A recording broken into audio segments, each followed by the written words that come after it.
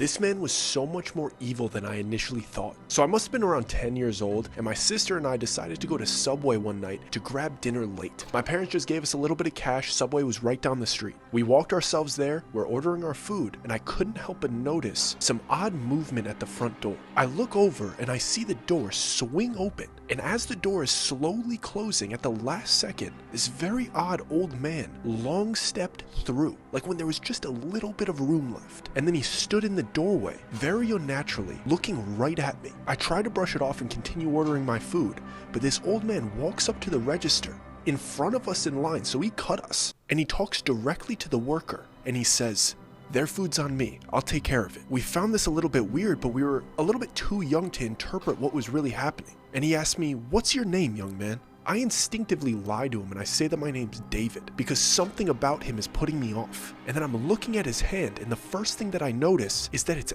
abnormally large. But it would be rude if I didn't shake it after he just paid for my food. So I reach my little hand out, and his hand engulfs my hand. It wasn't regular sized, but the sheer size of his hand wasn't the weird part. The weird part was how soft his hand was. It was like baby skin.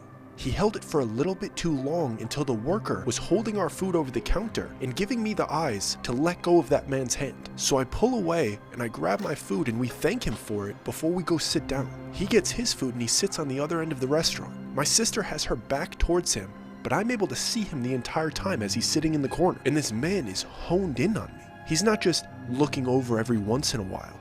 He's not even touching his food. Luckily, the worker comes around the counter and he pretends to ask us if we need anything and gifts us 2 free cookies. But while he's by our table, he whispers to us to not leave until that man does. So we're eating our food as slowly as we possibly can. And eventually, after almost 30 minutes, he stands up and walks out of the front door. The worker checks outside to make sure that he left. And the last thing that he said to us is, "Get home as fast as you can." So clearly we're a little bit on edge. We leave the store, and as we're turning onto our block, and I look to my right, and it's the old man staring at me from his driver's seat window, flying by. He was driving pretty reckless, and we started running home. But it only took a couple more moments for his car to whip around the block again, and when I looked at him, he wasn't even looking at the street. So we're sprinting home just a few houses down from our house. And as I'm about to start running up our porch, I hear him talking to himself. Something along the lines of, "It can't have him, it doesn't know his name."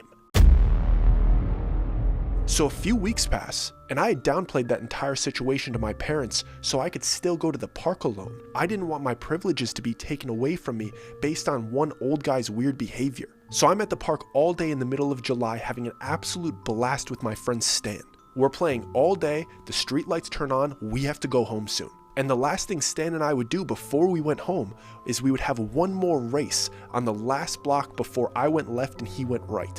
We're flying down the street, the finish line is right in front of us, and a squirrel goes in front of us, and we flip over the handlebars. When I get to my hands and knees, I look at him, he's crying hard, and he's holding up his hands to me, and it looks like he's throwing up gang signs with how broken his fingers are. But even though he's clearly in pain, he's looking at me like he sees a ghost, like there's something wrong with me. The only pain I feel is on the side of my head, but when I touch the front of my face, there's not that much blood, so I'm like, I don't know what he's worried about. We were at the finish line where we were going to split up anyway. So Stan goes, "Doug, you gotta go home." And he picks up his bike with his palms and starts jogging to his house. But very stupidly, I think I can't go home. Because if I go home looking like this, I'm not gonna be allowed at the park by myself, just like I thought last time. So I head back to the park district bathroom to try to clean myself up before I head home. And I'm in there destroying this bathroom. I'm splashing little tablespoons of water on my face, getting blood everywhere, because I realized the cut wasn't on my forehead,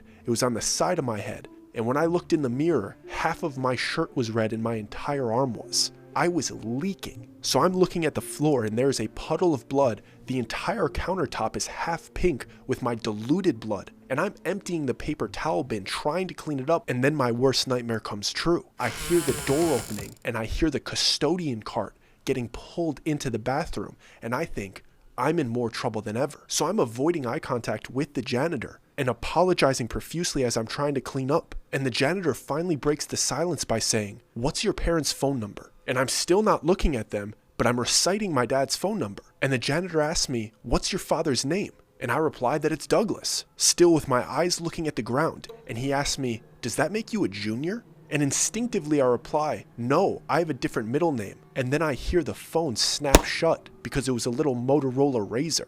And I look up at the janitor and I realize it's the same man from Subway. And he's looking at me the same way he was looking at me in Subway, but this time a little bit more angry because he realized that I lied to him about my name.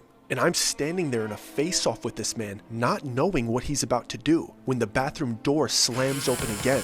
This time, it's one of the dads that coaches the Little League teams, and he's looking for his keys that he thinks he might have left in this bathroom. But what he finds is a young kid covered in blood, and he immediately grabs a cloth and puts it on my head and asks me if I'm okay. And I'm shaking my head no, not because my head hurts, but because I want to be away from this janitor. And he has no idea. He just brings me out of the bathroom, and I knew this man's kids. I played with him at the park all of the time, so I trusted him. He took me home. My parents weren't mad at me. They just wanted me to be okay. But for some reason in my childlike brain, I downplayed the situation again. So they had no idea about this man.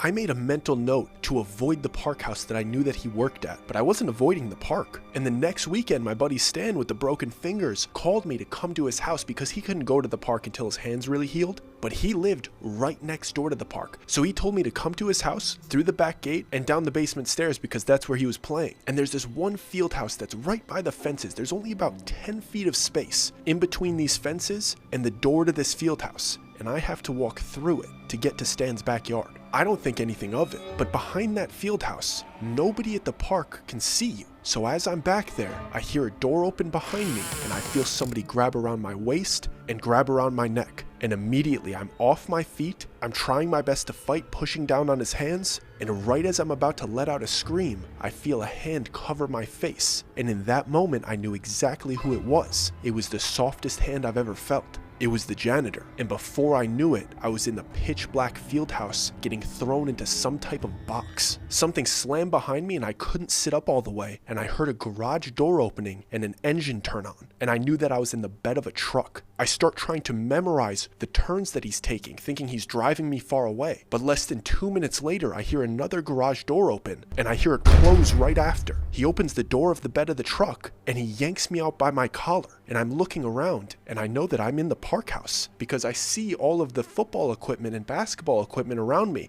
I had been in there before, but he's dragging me to a section of this place that I don't recognize. He's dragging me deep into storage, down the stairs, and I'm looking to my left and my right, and I see a small room with a mattress and a toilet, as if he lives down here. And then to my left where he's bringing me, it's the cage-like storage. And he drags me all the way to the back and throws me into a cage storage unit. I back up all the way so my back is against the concrete wall, and I start asking him why he's doing this because I don't know that I'm being kidnapped. I think that I'm in trouble. And what he says to me is, "You know exactly why you're here." I had no idea why I was there. He turns around and he starts marching up the stairs. So I have a moment to inspect my surroundings. I try to open the gate, but it's locked, so I turn around and I look at the concrete wall behind me, and I see a collage of photos. And as I get closer to them, I realize that they're all photos of me from a distance. On all different days, I'm wearing all different clothes. And in big font on top of this collage of photos, it says, "Good boy."